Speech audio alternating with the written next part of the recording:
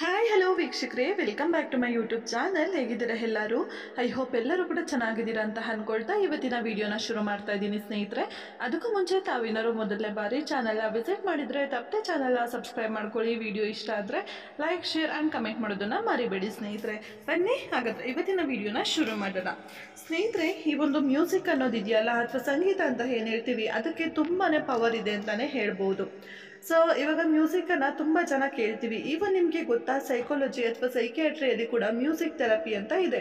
ಅಂದರೆ ಆ ಒಂದು ಮ್ಯೂಸಿಕ್ ಕೇಳೋದ್ರ ಮುಖಾಂತರ ಕೆಲವೊಬ್ಬರಿಗೆ ಎಷ್ಟೋ ಅವರ ಸೈಕಾಲಜಿಕಲ್ ಡಿಸಾರ್ಡರ್ಸ್ ಅಂದರೆ ಕಾಯಿಲೆಗಳು ಕೂಡ ತುಂಬಾ ಕಡಿಮೆ ಆಗ್ತವೆ ಅಂತಲೇ ಹೇಳ್ಬೋದು. ಅದಕ್ಕೆ ಇವತ್ತಿನ ವಿಡಿಯೋದಲ್ಲಿ ಸಂಗೀತವನ್ನು ಕೇಳಿ. ನಿಮ್ಮ ಮನಸ್ಸು ತುಂಬ ಒತ್ತಡದಿಂದ ಕೂಡಿದ್ದರೆ ಒತ್ತಡವನ್ನು ಕಡಿಮೆ ಮಾಡಲು ಸಂಗೀತವನ್ನು ಆಲಿಸಿ. ಸಂಗೀತವನ್ನು ಕೇಳುವುದರಿಂದ ನಿಮ್ಮ ಮನಸ್ಸು ಹಗುರವಾಗುತ್ತದೆ.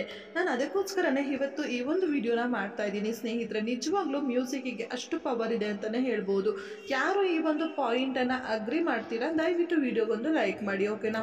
ಸೊ ಸುಮಾರು ಸಲ ನಮಗೆ ಬೇಜಾರಾದಾಗ ಆಗ್ಬೋದು, ಅಥವಾ ನಮಗೇನು ಮಾಡೋಕ್ಕೆ ಇಂಟ್ರೆಸ್ಟೇ ಇಲ್ಲಪ್ಪ, ತುಂಬ ಲೋನ್ಲಿನೆಸ್ ಫೀಲ್ ಮಾಡ್ತಾ ಇದ್ದೀನಿ ನಾನು, ಅಥವಾ ಯಾವುದೋ ಒಂದು ನೋವನ್ನು ಮರಿಬೇಕು ಅಂತ ಅಂದಾಗ ಸಂಗೀತ ಕೇಳೋದ್ರಿಂದ ತುಂಬಾ ಮನಸ್ಸಿಗೆ ಒಂದು ಸ್ವಲ್ಪ ಸಮಾಧಾನ ಅಂತ ಅನಿಸುತ್ತೆ.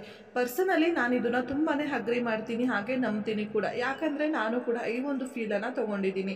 ಮ್ಯೂಸಿಕ್ ಮುಖಾಂತರ ನನ್ನ ಎಷ್ಟೋ ಒಂದು ಸ್ಟ್ರೆಸ್ಗಳನ್ನು ನಾನು ಕಡಿಮೆ ಮಾಡ್ಕೊಂಡಿದ್ದೀನಿ. ಎಷ್ಟೋ ಸಮಯದಲ್ಲಿ ನನಗೆ ಏನು ಮಾಡೋಕ್ಕೆ ಇಂಟ್ರೆಸ್ಟ್ ಇಲ್ಲ ಅಪ್ಪ ಅನ್ನೋ ಟೈಮಲ್ಲೂ ಕೂಡ ಮ್ಯೂಸಿಕ್ ಮುಖಾಂತರ ನಾನು ಮೋಟಿವೇಶನ್ ಕೂಡ ತೊಗೊಂಡಿರೋದು ಕೂಡ ಉಂಟು ಸುಮಾರು ಸಲ.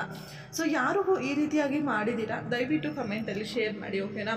ಸೊ ಯಾಕಂದರೆ ನೀವು ನೋಡ್ಬೋದು, ಮನೆಗಳಲ್ಲಿ ಕೆಲಸ ಜಾಸ್ತಿ ಇದ್ದಾಗ ಅಥವಾ ನಮಗೆ ಏನಾದರೂ ಸ್ಟ್ರೆಸ್ ಆದಾಗ ನಾವು ಹೆಣ್ಮಕ್ಳು ಮ್ಯೂಸಿಕ್ ಕೇಳ್ತಾ ಕೆಲಸಗಳನ್ನ ಮಾಡೋದು ಕೂಡ ಉಂಟು. ಅಂದರೆ ಮ್ಯೂಸಿಕ್ ಕೇಳ್ತಾ ಕೇಳ್ತಾ ಟೈಮ್ ಪಾಸ್ ಆಗುತ್ತೆ ನಿಜ, ಆದರೆ ಆ ಟೈಮ್ ಪಾಸ್ ಹಿಂದೆ ಇರುವಂತಹ ಕಾರಣ ಏನಪ್ಪ ಅಂತಂದರೆ ಆ ಮ್ಯೂಸಿಕ್ ಕೇಳೋದ್ರ ಮುಖಾಂತರ ನಮ್ಮ ಮನಸ್ಸಲ್ಲಿರುವಂತಹ ಎಷ್ಟೋ ಸ್ಟ್ರೆಸ್ಸು, ಎಷ್ಟೋ ಟೆನ್ಷನ್ನು ಕಡಿಮೆ ಆಗುತ್ತೆ.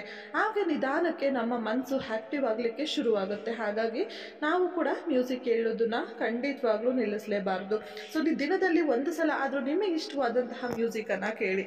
ತುಂಬ ಜನಕ್ಕೆ ತುಂಬ ಜೋಶಾಗಿರುವಂತಹ ಸಾಂಗ್ಸ್ ಇಷ್ಟ ಆಗುತ್ತೆ, ತುಂಬ ಜನಕ್ಕೆ ಮೆಲೋಡಿ ಸಾಂಗ್ಸ್ ಇಷ್ಟ ಆಗುತ್ತೆ. ಸೊ ಅದು ನಿಮ್ಮ ಪರ್ಟಿಕ್ಯುಲರ್ ಚಾಯ್ಸ್ ಆಗಿರುತ್ತೆ.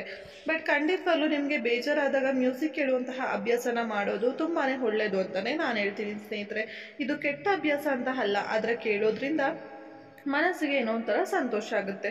ಆದರೆ ದಯವಿಟ್ಟು ಇಲ್ಲಿ ನಿಮ್ಮ ಹತ್ರ ಒಂದು ರಿಕ್ವೆಸ್ಟ್ ಮಾಡ್ತಾ ಇದ್ದೀನಿ, ನೀವು ಮನೇಲಿದ್ದಾಗಲೂ ಕೂಡ ಬ್ಲೂಟೂತ್ ಆಗ್ಬೋದು, ಇಯರ್ಫೋನ್ ಆಗ್ಬೋದು, ಇಯರ್ಪಾಡ್ಸ್ ಇರ್ಬೋದು, ಇದೆಲ್ಲದನ್ನು ಕೂಡ ಅವಾಯ್ಡ್ ಮಾಡಿ ಅಂತಲೇ ಹೇಳ್ತೀನಿ ಸ್ನೇಹಿತರೆ. ಇದೆಲ್ಲ ಹೊರಗಡೆ ಹೋದಾಗ ಬೇರೆ ಯಾರಿಗೂ ಡಿಸ್ಟರ್ಬ್ ಆಗುತ್ತೆ ಅಂತ ಹೇಳಿ ಯೂಸ್ ಮಾಡಿ, ತಪ್ಪಲ್ಲ. ಬಟ್ ಮನೇಲಿದ್ದಾಗಲೂ ಕೂಡ ಯೂಸ್ ಮಾಡೋಕ್ಕೆ ಹೋಗಬೇಡಿ, ಓಕೆನಾ? ಸೊ ಇಷ್ಟು ಹೇಳ್ತಾ ವಿಡಿಯೋನ ಇಲ್ಲಿಗೆ ಮುಗಿಸ್ತಾ ಇದ್ದೀನಿ. ವಿಡಿಯೋ ಇಷ್ಟ ಆದರೆ ಲೈಕ್ ಮಾಡಿ, ಶೇರ್ ಮಾಡಿ, ಹಾಗೆ ಚಾನಲ್ ಸಬ್ಸ್ಕ್ರೈಬ್ ಮಾಡಿ ಸಪೋರ್ಟ್ ಮಾಡೋದನ್ನು ಮರಿಬೇಡಿ. Thank you.